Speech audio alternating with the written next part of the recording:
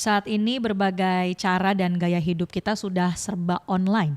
Dan modus kejahatan pun juga gak ketinggalan nih, makin berkembang dan semakin canggih. Pelaku memanfaatkan kelengahan dan keawaman akan literasi digital dari para korban, dari masyarakat, dengan melakukan berbagai macam penipuan. Bagaimana kita harus mewaspadainya dan apa solusinya? Kita akan ngobrol dengan pakar siber dari Lembaga Riset Siber Indonesia CISREC dengan Bapak Pratama Dahlian Persada. Selamat sore Pak Pratama. Pak Pratama, ini kita mau bahas lebih lanjut ya. Belakangan marak viral penipuan melalui media sosial, terutama dari aplikasi WhatsApp. Korban diminta membuka tautan yang dikirim, lalu ternyata bisa membobol rekening kita. Ini apakah modus lama, kasus lama yang baru terungkap, atau sebetulnya sudah bisa dicium dari lama nggak sih Pak?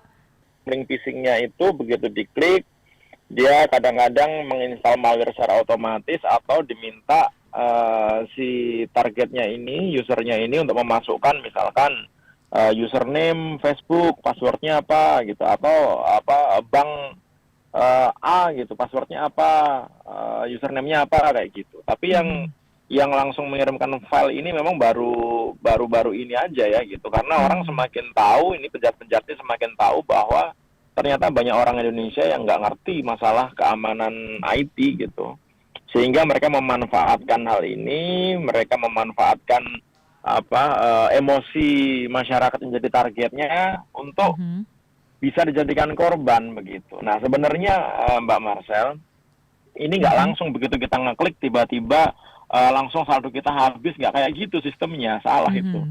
Gitu. Jadi ini adalah malware. Ini adalah malware yang tipenya adalah RAT, Remote Administration Tools gitu, atau Remote Access Trojan, yang kalau Remote Administration Tool ini diinstal ke handphone kita sebenarnya gitu dengan extension APK ya. Jadi yang diserang adalah Android. Saat ini yang jadi target adalah Android, bukan berarti bahwa iOS juga aman gitu. Ini Android karena ini adalah file extension untuk aplikasi di Android. Nah, begitu si user ini ngeklik, targetnya ini ngeklik, sebenarnya juga masih ada beberapa proses. Karena secara default handphone itu dilengkapi dengan keamanan, kecuali kalau memang si usernya ini mematikan semua sistem keamanan ya gitu. Karena dia suka download aplikasi dari pihak ketiga gitu. Nah, ketika dia ngeklik, APK ini diklik gitu, dia minta permission tuh, boleh nggak ngakses phonebook, boleh nggak ngakses ke data, boleh nggak ngakses ke aplikasi dan lain-lain. Nah, ada target calon korban yang nggak mau, ada target yang karena dia nggak peduli diklik-klik aja gitu. Nah, yang nggak mau ini kemudian bujuk-bujuk oleh si penjahatnya ini. Kak, pencet dong Kak supaya lebih jelas gitu. Tapi ini Kak, ini kita minta permission, nggak apa-apa Kak, itu biasa, wajar Kak gitu. Dipencet aja Kak, ini ada undangan untuk kakak, ini penting sekali gitu. Itu melalui WhatsApp juga atau ada yang telepon? Melalui WhatsApp. Oke. Melalui WhatsApp. Kalau di WhatsApp ternyata dia nggak respon, ditelepon, pakai telepon WhatsApp tentu saja ya gitu. Itu Kak, caranya Kak diklik gitu. Pokoknya bagaimana caranya gitu, seolah-olah dipaksa secara halus supaya targetnya ini mau meng-approve semua permission ini gitu. Akhirnya setelah oke, kemudian setuju, akhirnya ke-install ini malware-nya. Nah, begitu terinstall, tipe dari malware ini adalah dia bisa mengkontrol device kita dari jarak jauh. Namanya Remote Administration Tools. Jadi contohnya misalnya kalau Mbak Marcella handphonenya kena malware ini, saya bisa menggunakan handphone Mbak Marcella dari jarak jauh.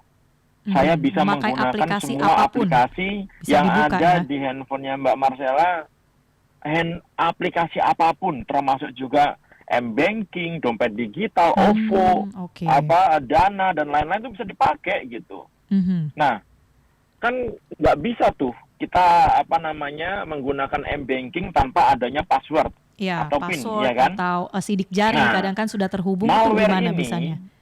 Malware ini memiliki feature untuk melakukan recording terhadap apapun yang di-typing di handphone. Jadi ketika Hmm. orang typing m-banking, kemudian orang typing passwordnya, misalnya Shopee atau PIN-nya GoPay dan lain-lain, itu dicacin semua sama si mereka ini. Nah, Oke. nanti setelah mereka dapat data-datanya itu, kemudian ketika mereka punya sistemnya nih Mbak, jadi mereka tahu nih kapan Mbak Marcella handphonenya idle gitu, nggak Mhm. dipakai Tidak gitu. dipakai ya, Kapan lagi didiamkan. sibuk dipakai gitu. Mhm. Ada itu gitu. Baterainya masih sisa berapa persen gitu. Mereka bisa kontrol itu. Nah, Mhm. ketika handphonenya itu idle, itulah kesempatan mereka untuk menjalankan aplikasinya. Oh, Jadi mereka oke. menjalankan aplikasi m-bankingnya, menjalankan aplikasi GoPay, menjalankan aplikasi Dana, OVO, Shopee Pay, dan lain-lain. Dijalanin tuh sama si penjahatnya ini.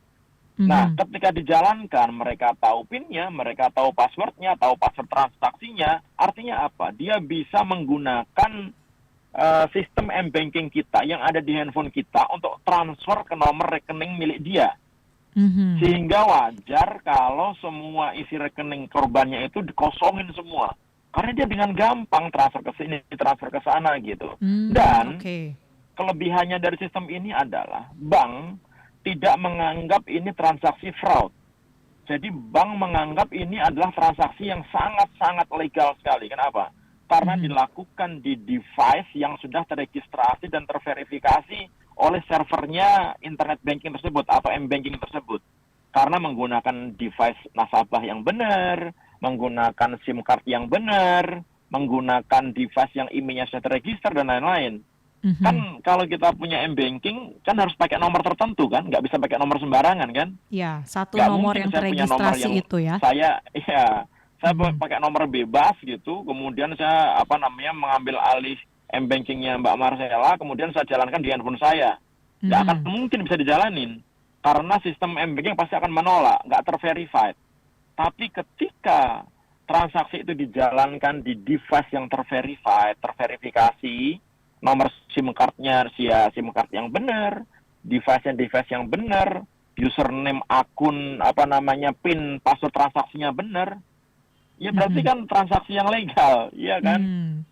Akibatnya apa? Ya diproses oleh bank gitu. Mhm. Sehingga akhirnya benar-benar habis. Makanya kemarin korbannya sampai total kerugiannya ada 12 miliar. Karena dikuras habis semuanya gitu. Handphone Mhm. kita ini bisa dipakai dari jarak jauh. Nah, itu yang sebenarnya terjadi. Jadi bukan kan ada kemarin Oke. sempat live di TV juga. Iya Pak, Mhm. itu sekali diklik langsung hilang uangnya gitu. Enggak, Pak Mmm. polisi nggak kayak gitu prosesnya gitu. Pak Pratama, Gitu Mbak. kalau, kita misalnya, ada momen-momen ya, waktu-waktu ketika kita nggak sadar kita sudah mengklik atau memberikan akses Iya. kepada malware ini, ada ciri-cirinya nggak sih Pak secara fisik di handphone kita? Apakah mungkin ke, penggunaan baterainya, penggunaan, datanya, ini ada nggak indikasi yang bisa kita baca di handphone kalau udah terkena malware itu? Oke, ini menarik pertanyaannya. Kenapa? Karena malware ini adalah malware yang bekerja di belakang layar, hidden, Mhm. gitu. Jadi nggak ada ikonnya, nggak ada notifikasinya, nggak ada apa-apa. Dia jalan di belakang layar aja gitu, di background gitu. Sehingga kita nggak bisa tahu bahwa handphone kita ini kena malware atau tidak gitu. Mhm. Tetapi kalau misalkan kita jeli, kita bisa sebenarnya melihat tanda-tanda handphone kita ini kena malware apa tidak gitu. Sebenarnya nggak hanya Mhm. malware ini ya, hampir semua malware ya gitu. Karena ada malware-malware yang memang didesain untuk mencuri data gitu atau untuk melakukan proses di handphone kita. Contohnya Mhm. misalkan kita biasa menggunakan handphone kan pasti pakai paket data kan ya.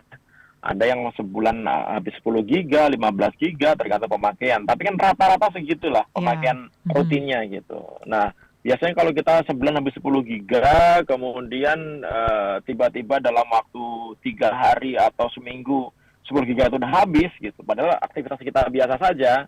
Nah, kita harus curiga nih, ada apa nih? Apa Mhm. yang membuat data kita tiba-tiba banyak terkuras gitu. Padahal kita nggak Oke. melakukan aktivitas apa-apa gitu, nonton YouTube-nya normal, main IG-nya normal, lihat TikTok-nya normal gitu. Mhm. Nah, berarti ini ada masalah nih. Yang kedua adalah baterai gitu. Baterai yang biasanya seharian nih kita gunakan, kemudian malam kita cas gitu, tiba-tiba siang hari kok udah mau Udah habis nih drop, baterai nih, mhm. padahal penggunaannya biasa aja gitu. handphone juga nggak jelek-jelek amat gitu. Nah ini pasti ada masalah karena handphone kita dipaksa untuk kerja keras.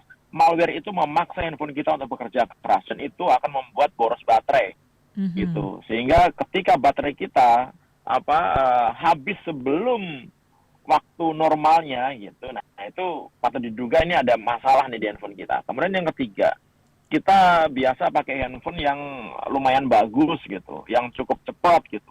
Tiba-tiba rasanya lemot banget. Kita gunakan lemot banget. Ini nggak ada jalan aplikasi apa-apa gitu. Tapi kok rasanya kok lambat banget nih handphone nih gitu. Nah, itu juga pasti ada masalah tuh. Prosesor kita ini lagi dipaksa untuk bekerja di aplikasi lain yang kita nggak menjalankan, ya kan?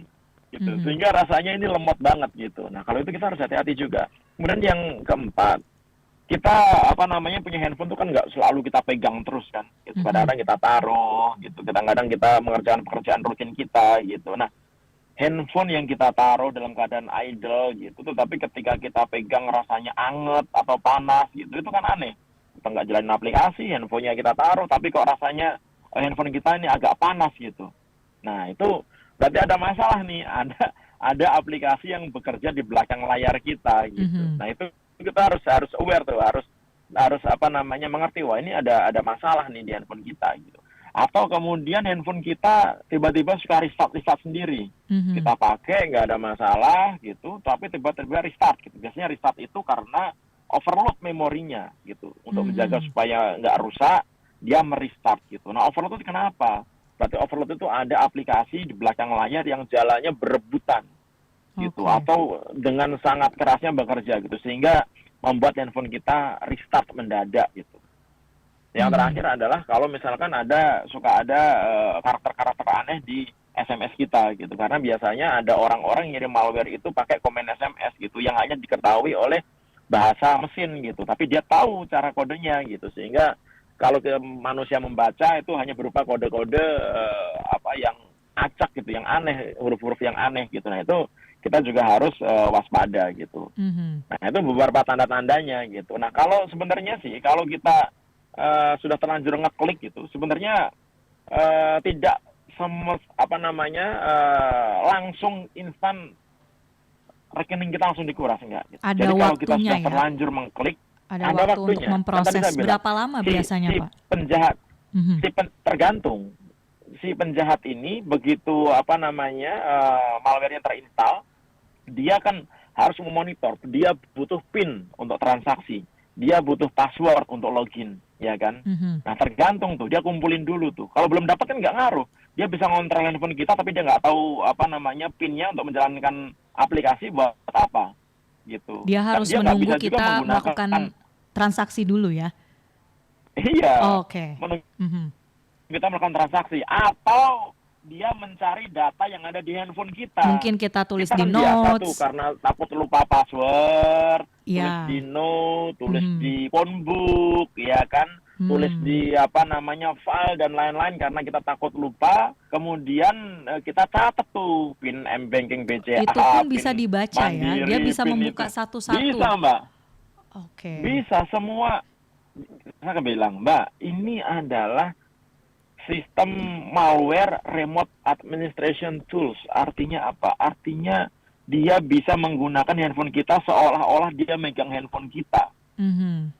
Gitu. Jadi otomatis. artinya dia bisa melakukan apapun. Bahkan dia bisa ngakses kamera. Dia bisa ngidupin kamera kita. Dia bisa menggunakan mikrofon kita. Dia bisa tahu location kita lagi ada di mana. Dia bisa... Semuanya bisa dicek sama dia, Mbak. Oke, ini artinya gitu. Makanya ini bahaya bener ini. Sangat berbahaya, Pak. Ini saya juga agak merinding nih dengarnya ya. Walaupun sebenarnya malware ini kalau kita di komunitas cyber security gitu ya, ini sebenarnya malware yang masih ecek-ecek gitu, belum yang high end-nya gitu. Karena kalau malware high end nggak butuh aktivitas user untuk melakukan instalasi malware gitu. Dikirim begitu ada target nomor dikirim udah langsung molos aja, langsung jadi install aja gitu. Nah ini kan sebenarnya masih membutuhkan aktivitas user, ngeklik setuju, ngeklik linknya gitu, harus kasih tahu gitu. Jadi sebenarnya nggak terlalu canggih juga gitu, tapi karena tingkat literasi digital masyarakat kita Masih. agak kurang gitu, merasa bahwa dirinya itu bukan target peretasan, bahwa semuanya akan aman-aman saja, bahwa bank itu akan mengamankan uang kita. Nggak kayak gitu sistem kerjanya kalau kita sudah terkoneksi ke internet. Kalau kita sudah memutuskan untuk berhubungan dengan internet, artinya kita menggunakan aplikasi yang berhubungan dengan internet, menggunakan media sosial dan lain-lain, menggunakan handphone, artinya kita sudah siap untuk menjadi korban atau calon korban. Karena nggak ada yang selamat. Yang selamat itu hanya menjadi calon korban saja sebenarnya. Kalau kita nggak waspada, pasti kita akan menjadi korban. Kenapa saya bilang gitu? Karena semua data kita ini sudah bocor kemana-mana. Mulai dari Tokopedia, Bukalapak, Bineka, BRI Life, BPJS Kesehatan, data e-hack, ya kan, data PLN, IndiHome, KPU, semuanya udah bocor ini, gitu, data SIM card, gitu. Sehingga penjahat-penjahat itu punya data kita. Oke. Oleh karena kita harus hati-hati, gitu, Mbak. Pak Pratama, ini saya kembali sedikit ke yang lagi marak sekarang kan, jenis file APK, Android Package Kit. Tadi targetnya jelas ya pengguna Android. Tapi selain format file ini mungkin ada format-format lain yang perlu kita waspadai, atau justru untuk jenis handphone lain misalnya iOS atau jenis software lain, ada juga nggak yang sejenis APK ini? Iya, jadi gini, kalau kita ngomongin masalah malware, sebenarnya mau Android kayak mau iOS kayak semuanya ada malware yang ditujukan untuk sistem operasi ini, gitu. Jadi sebenarnya bukan berarti bahwa kalau sekarang ini lagi rame-ramenya malware yang menggunakan APK, kemudian pengguna iOS kemudian aman gitu. Kemudian Juga ya, untuk teman-teman yang pakai iPhone nggak aman juga. Makanya jangan pakai Android. Enggak juga. Oke. Virus yang untuk iOS itu juga banyak sekali gitu. Dan malware yang untuk iOS yang berbahaya pun juga banyak sekali. Emang dikiranya Presiden Perancis gitu atau Perdana Menteri negara-negara yang kemarin kena malware Pegasus, emang mereka pakai Android? Enggak, pakai iOS mereka itu, gitu. Ya, apapun ya kan? jenis Artinya handphone apa? dan sistem operasinya Nggak ada yang nggak bisa gitu. Nah, sebenarnya juga gitu, ketika kita berbicara apakah hanya di APK? Enggak. Sekarang ini orang sudah kreatif. Hacker, peretas, penjahat sudah kreatif. Mereka tidak hanya mengirimkan malware yang disusupkan ke dalam aplikasi, tapi mereka sudah bisa menyusupkan malware ke dalam file dokumen.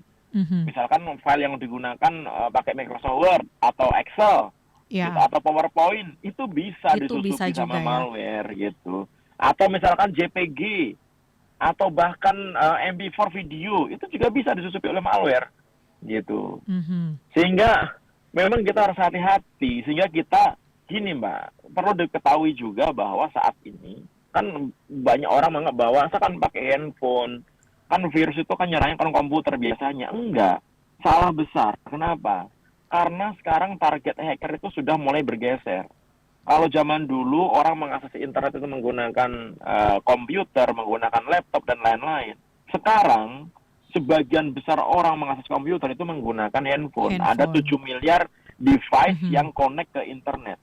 Itu 5 miliarnya handphone, 2 miliarnya adalah PC ya, komputer, laptop dan lain-lain gitu. Jadi lebih banyak handphone yang terkoneksi ke internet. Nah, ketika banyak handphone yang terkoneksi internet ini, si hacker pasti berpikir dong, saya lebih enak dong berarti ngehack handphone gitu, karena penggunanya lebih banyak gitu. Dan pengguna-pengguna handphone banyak yang tidak aware, karena jarang sekali saya lihat gitu orang yang punya handphone menginstal antivirus. Saya nggak tahu Mbak, masalah pasang antivirus nggak di handphonenya? Saya harus cek lagi sepertinya Pak. Ini hal yang memang baru ya. Kalau di laptop, di PC, di rumah, kita pasti udah otomatis install gitu ya ketika beli. Tapi handphone, gitu. Nah, ini yang kadang-kadang tidak kita sadari gitu, bahwa sebenarnya ketika handphone itu menjadi target peretasan, harus ada sistem pertahanannya. Salah satu sistem pertahanannya itu adalah kita memasang antivirus di handphone kita, anti malware di handphone kita. Ada kok yang gratisan juga ada gitu. Tapi kalau misalkan di handphone kita ada aset yang cukup bernilai, contohnya di situ ada aplikasi m-banking, ada aplikasi dompet digital yang nilainya cukup besar gitu. Saya pikir ngeluarin duit 100.000, 200.000 setahun untuk keamanan harusnya sih nggak masalah ya gitu.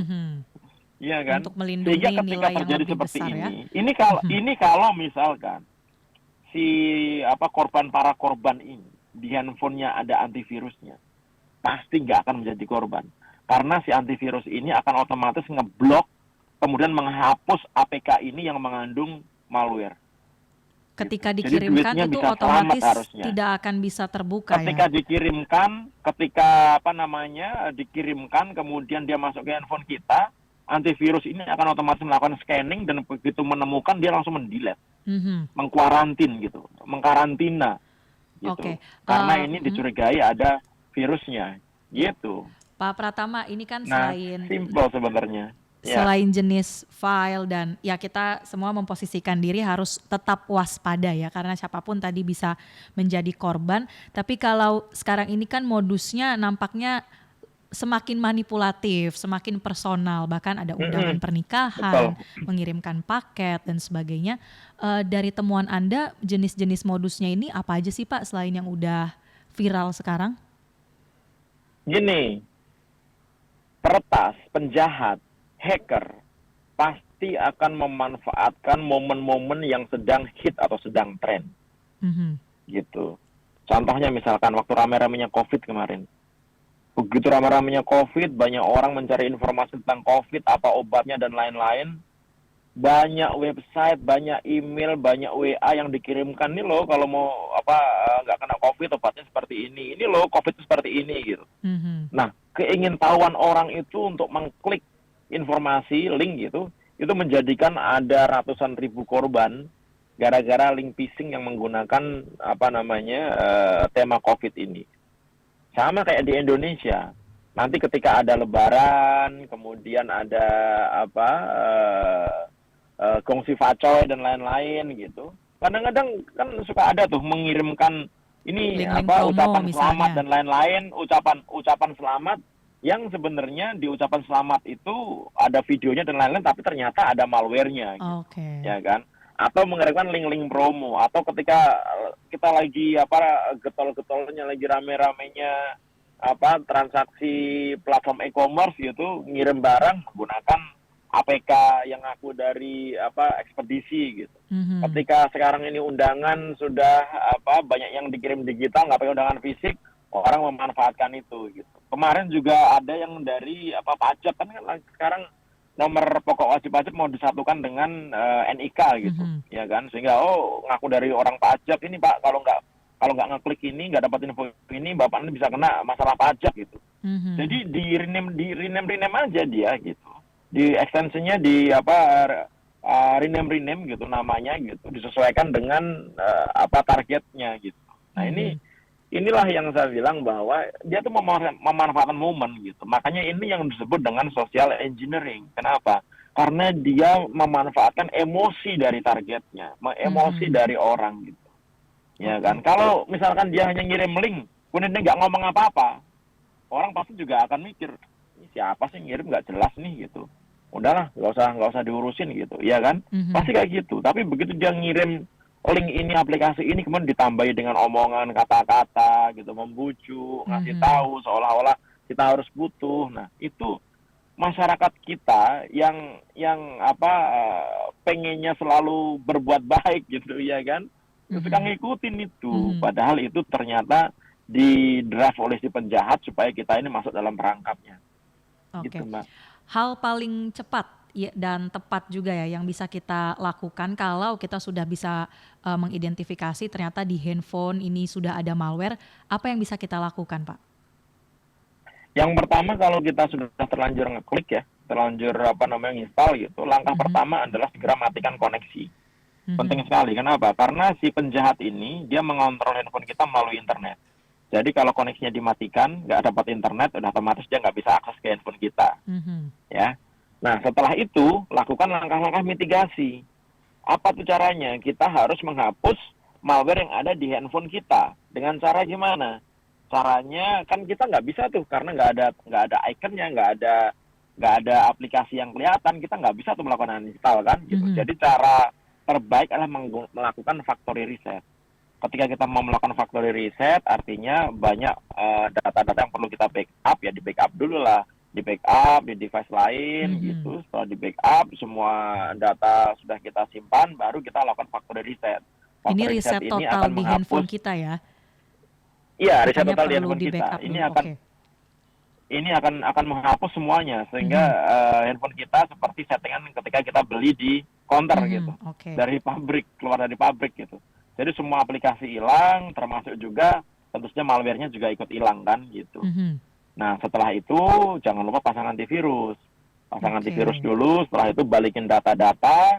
Kemudian ketika menginstal aplikasi M-Banking lagi, jangan lupa diganti PIN dan passwordnya. Barangkali sudah Kenapa terbaca harus ya. diganti? Barangkali dia sudah ngambil data kita itu gitu. Sehingga kita harus menggantinya gitu. Sehingga kalau kita sudah menggantinya, ketika orang punya data kita gitu, dia nggak akan bisa mengambil alih akun kita. Gitu sih, Mbak. Oke, ini ada 3 poin saya ulangin biar kita semua bisa ingat ya. Pertama harus diputuskan dulu internetnya, lalu factory reset, tapi jangan lupa di backup dulu untuk data-data yang penting, dan pasang antivirus, langkah antisipasi ke depannya ya Pak. Oke. Ya, betul. Selain bicara Terus, soal satu lagi. Apalagi lagi, Mbak. Satu lagi, ini Silakan. yang harus kita perhatikan nih. Udah jangan pernah mendownload aplikasi atau menjalankan aplikasi yang bukan kita ambil dari store yang resmi. Kalau pakai Android pakai Google Play, atau di iOS pakai Play Store gitu. Google Play dan Play Store aja itu masih banyak aplikasi yang ada malware-nya. Ada ratusan ribu aplikasi di Play Store gitu atau Google Play yang masih ada malware-nya. Apalagi kalau dari pihak ketiga yang kita nggak jelas. Oleh karena itu di handphone kan ada settingannya tuh. Kita membolehkan download dari pihak ketiga apa enggak gitu. Nah itu jangan pernah di nonaktifkan gitu. Jadi kenapa saya bilang kayak gitu? Karena kalau itu dinonaktifkan, artinya kita memberikan akses kepada handphone kita untuk mendownload aplikasi dari tempat selain Google Play atau Apple Store. Gitu. Nah itu yang membahayakan. Oke. Gitu, Mbak. Jangan lupa juga satu lagi, Mbak. Aduh, kan jadi tambah banyak nih. Silakan. Jangan lupa tips ini. yang penting ini. Iya, upgrade update operating system di handphone kita. Itu wajib hukumnya. Jadi kalau sudah ada notifikasi bahwa ini ada update baru nih, sistem baru nih, segera update, udahlah. Nggak apa-apa korban data 1 giga, 2 giga, nggak apa-apa gitu. Tapi membuat handphone kita nih aman. Ya. Gitu. Karena kalau enggak, si hacker ini dia kan kerjanya tiap hari selalu nyari celah keamanan, Mbak. Ya kan? Mana nih yang bisa dimanfaatkan nih, celah keamanan mana yang bisa dimanfaatkan gitu. Pabrikan handphone setiap hari kerjanya nutupi celah keamanan ditemukan oleh si hacker ini. Jadi ini kejar-kejaran ini. Si hacker nemuin, kemudian si pabrikannya tahu, ditutup. Nanti si hackernya nyari lagi, ditutup lagi gitu. Oleh karena itu segera lakukan update software, aplikasi dan lain-lain gitu untuk menjaga agar handphone kita ini selalu terupdate sistem security-nya. Udah itu. Baik. Ada satu lagi Pak yang juga saya ingin tanyakan. Selain kita proteksi diri secara proaktif, kita lakukan langkah-langkah antisipasi tadi, bagaimana dari pihak pemerintah khususnya dari para pemangku kepentingan, pembuat kebijakan bisa menciptakan mungkin aturan, sistem atau sosialisasi, edukasi yang bisa meningkatkan juga bagaimana masyarakat mengantisipasi ini semua begitu Pak? Gini, kalau menurut saya sistem regulasi yang ada di Indonesia ini sudah cukup gitu, walaupun belum sempurna ya. Kita belum punya undang-undang keamanan ketahanan cyber, tapi kita sudah punya undang-undang ITE. Kita sudah punya undang-undang pelindungan data pribadi, sudah banyak peraturan-peraturan Kementerian Kominfo yang bagus-bagus gitu. Tetapi sampai saat ini belum ada penegakan hukum yang pasti gitu terhadap pelaku-pelaku ini. Contohnya misalkan ini kan hacker-hacker yang kemarin, bukan hacker ya, penjahat ini gitu, karena dia nggak bikin APK-nya, dia pasti order ke orang lain. Penjahat-penjahat ini kan sebenarnya dia melakukan akses secara ilegal terhadap handphone dari si nasabah yang dicolong uangnya tuh. Itu kan ada Undang-Undang ITE pasal 30 ayat 123, ancaman hukumannya sampai 8 tahun penjara. Lakukan dong, gunakan itu dong Pak Polisi gitu. Hukum maksimal dong. Jangan ketika ditangkap setahun udah dilepasin gitu. Nggak ada efek jerahnya tuh mereka tuh. Gitu. Jadi menurut saya penegakan hukum yang maksimal itu penting gitu. Ya kan? Nah, yang kedua adalah kita tahu bahwa ini mereka berkomplot. Ini pasti mereka komplotan gitu. Karena malware yang digunakan untuk kemarin grup yang ekspedisi, kemudian malware yang grup undangan, malware yang grup pajak dan lain itu kan sama semuanya gitu. Mereka berkomunikasi, mereka saling support gitu untuk menggunakan sistem ini untuk melakukan penipuan gitu. Dan secara sumber datanya mereka juga sama. Jadi 13 orang yang ditangkap kemarin itu harus dikembangkan menurut saya gitu. Atau kita cari, nggak susah kok nyari penjahat-penjahat ini gitu. Itu bisa kita bongkar APK-nya gitu. Kemudian begitu kita bongkar, kita bisa melakukan tracing terhadap siapa sih pengontrolnya gitu, di mana pengontrolnya gitu. Itu bisa kita kejar sebenarnya. Yang jadi masalah adalah ini prioritas nggak gitu, kan belum ada perintah dari Pak Kapolri. Biasanya kalau belum ada perintah Pak Kapolri ya udahlah normal-normal aja lah gitu. Kan beda cerita ketika kemarin ada pinjol kan, ada pinjol ilegal gitu, Pak Presiden perintah, berantas, Kapolri perintah, berantas. Seminggu udah beres semuanya gitu, iya kan? Nah ini menurut saya hal yang mengkhawatirkan karena tingkat literasi digital masyarakat kita ini belum terlalu baik. Kan kemarin Kominfo baru membuat survei ya, gitu, yang hasilnya ternyata tingkat literasi digital masyarakat kita tuh levelnya sedang gitu. Artinya masih belum terlalu bagus gitu, sehingga masih akan banyak orang ketipu. Dan kalau kita berbicara masalah penipuan-penipuan yang menggunakan teknologi ini, korbannya bukan hanya orang-orang yang berpendidikan. Korbannya itu yang dokter, yang profesor, yang jenderal, yang apapun itu bisa kena, gitu, ya kan? Jadi literasi digital itu menurut saya penting gitu, sehingga masyarakat itu semuanya tahu. Nah ini program pemerintah untuk melakukan literasi digital bekerja sama tentu saja dengan berbagai pihak gitu, dengan akademisi, dengan guru, dengan masyarakat, dengan praktisi dan lain-lain. Ini penting sekali gitu. Plus tadi masalah penegakan hukum. Kalau ketangkap hukum dong yang maksimal.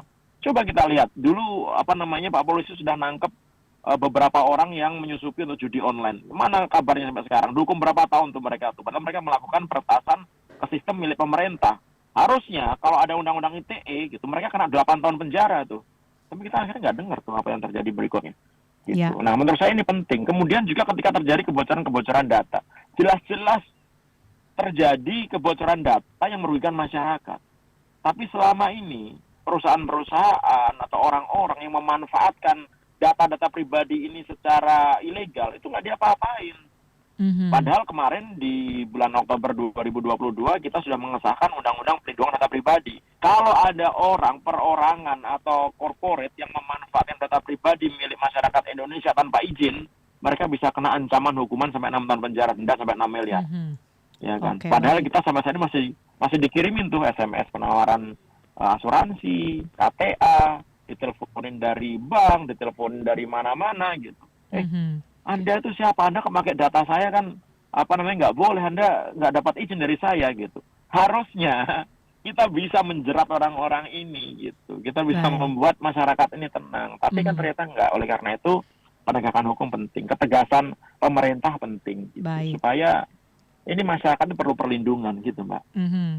Baik Pak Pratama, kita tentu harapkan ada itu tadi ya, penegakan hukum yang tegas, memberikan efek jera, memberantas komplotan-komplotan yang sudah ada sekarang bisa dikembangkan ya, edukasi masyarakat ini ditingkatkan, literasi digital, dan kita yang secara pribadi juga sudah melek digital, mungkin bisa juga menyampaikan ke keluarga, orang tua ya, untuk bisa melakukan langkah-langkah antisipasi yang tadi. sebelum kita menjadi korban. Betul. Baik, terima kasih banyak. Nggak susah kok itu, yang penting mau apa enggak gitu aja. Betul. Yang penting kita juga Kalau nggak antisipasi bisa ajarin nanti. Siapapun bisa jadi korban ya Pak. Seperti tadi jangan merasa kita aman kok. Sudah ada PIN berlapis-lapis ketika membuka aplikasi tapi ternyata masih ada celahnya juga. Oke, terima kasih banyak Pak Pratama Dahlian Persada selaku pakar siber dari Lembaga Riset Siber Indonesia CISREC sudah membagikan beragam perspektif dan pengetahuan untuk kita di MG Radio Network. Selamat sore Pak Pratama. Selamat sore Mbak, terima kasih.